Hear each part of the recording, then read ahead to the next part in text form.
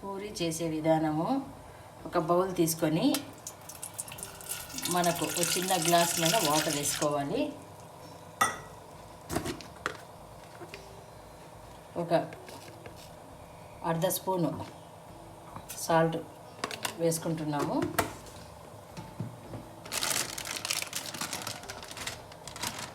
దీనిలోకి గోధుమ పిండి, అంటే నీటికి సరిపడా వేసుకోవాలంటే మనము చేసేటప్పుడు చేతికి అంటుకోకూడదు.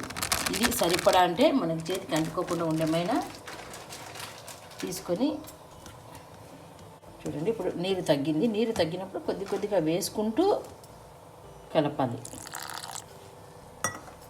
ఎక్కువ వేయకూడదు. ఎక్కువ వేస్తే మరీ జారుడుగా పిండి వస్తుంది. అప్పుడు పూరీలకు మనము ఒత్తేదానికి కొద్దిగా తేడాగా వస్తుంది. కాబట్టి చూసుకుంటూ కొద్దిగా గట్టిగా బాగా ముద్ద అయ్యేటట్లుగా చేసుకోవాలి. ఇట్లా ముద్ద అయ్యేటప్పుడే కొద్దిగా అంటే స్మూత్నెస్ కోసము, పిండి స్మూత్నెస్ కోసము కొద్దిగా ఆయిల్ వేస్తున్నాము. లేకపోతే గాలికి పైన ఇది ఎండిపోయినట్లు వస్తుంది అన్నమాట పిండి. అందుకని ఏదైనా ఒక క్లాత్ కానీ ప్లేట్ కానీ పెట్టి మూత పెట్టేసి మనము నానబెట్టుకోవాలి. బాండి పెట్టుకోవాలి. మనకు ముందు ఎందుకు ఫస్ట్ బాండి పెడుతున్నామంటే పూరి ఒత్తక ముందే మనకు ఆయిల్ కాగేదానికి టైం పడుతుంది. ఈ ఆయిల్ కాగే లోపల మనము పూరీలను ఒత్తుకోవచ్చు. నీరు ఉంది, కొద్దిగా కడిగాను. ఆ నీరు పోతూనే ఆయిల్ వేస్తాం. ఇప్పుడు నీరు ఉన్నప్పుడు ఆయిల్ వేయకండి. ఆయిల్ వేస్తే చిట్లుతుంది, పైకి ఎగురుతుంది. మనము కడుగుతాం కాబట్టి. ఇప్పుడు చూడండి, బాండ్లీలో సగం వరకు వేసుకోవాలి. ఎందుకంటే పూటి మునగాల మనకు. స్మూత్గా బాగా మెత్తగా వచ్చింది. చేతికి కూడా అంటుకోవడం లేదు. అంటే ఈ విధంగా వస్తేనే మనం పూరి చేసుకోవడానికి అనుకూలంగా పిండి మనం కలుపుకున్నట్లు. ఇప్పుడు పూరికి సరిపడా చిన్న చిన్న బాల్స్ చేసుకున్నాం మనము.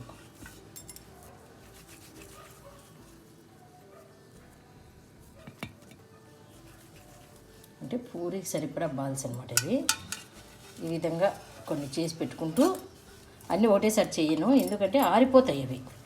కాబట్టి మనం ఒత్తుకునేటప్పుడే కొన్ని కొన్ని చేసుకుంటూ పూరీలు చేసుకుందాం. ఈ విధంగా బాల్స్ చేసుకున్నాను. ఈ బాల్ను ఇట్లా ఒక ప్లేట్లో గోధుమ పిండి పెట్టుకోవాలి. కొందరు ఆయిల్తో కూడా చేస్తారు. ఆయిల్తో చేస్తే కొద్దిగా ఫ్రీగా రాదు మనకి. ఇట్లా మొత్తం రెండు వైపులా పిండితో అద్దుకొని చపాతీ పీట మీద మనం ఒత్తుకోవాలి. ఈ ఒత్తుకునే విధానం కూడా చూడండి.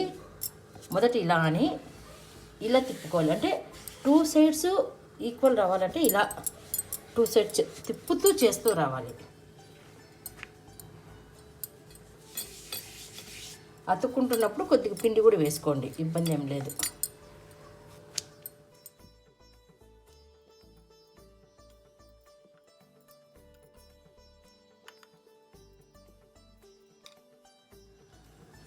ఆయిల్ కాగే లోపల ఒక 5 నేను ఇట్లా చేసుకున్నాను. ఈ 5 కాల్చిన తర్వాత మళ్ళీ సిమ్లో పెట్టుకొని ఆయిల్ మళ్ళీ ఒక 5. అంటే ఈ విధంగా చేయడం వల్ల ఏమవుతుందంటే ఆయిల్ ఎక్కువ కాలదు, పూరీలకు సరిపడా వేడి ఆయిల్లో ఉంటుంది. ఇలా మెల్లగా వదులుకోవాలి.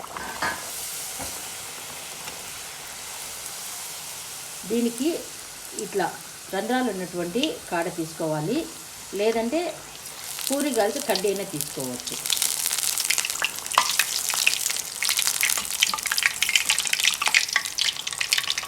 ఒక సైడ్ కాలుతూనే రెండో సైడు ఆయిల్ కాలడం వల్ల ఇలా బాగా ఎర్రగా వస్తుంది. దీన్ని నూనె వడేసుకొని అంటే కాసేపు ఇలా పెట్టేసామంటే పూరీలో కాలినటువంటి పైన ఎక్సెస్ వాటర్ నూనె అంతా కూడా మనకి కిందికి వెళ్ళిపోతుంది.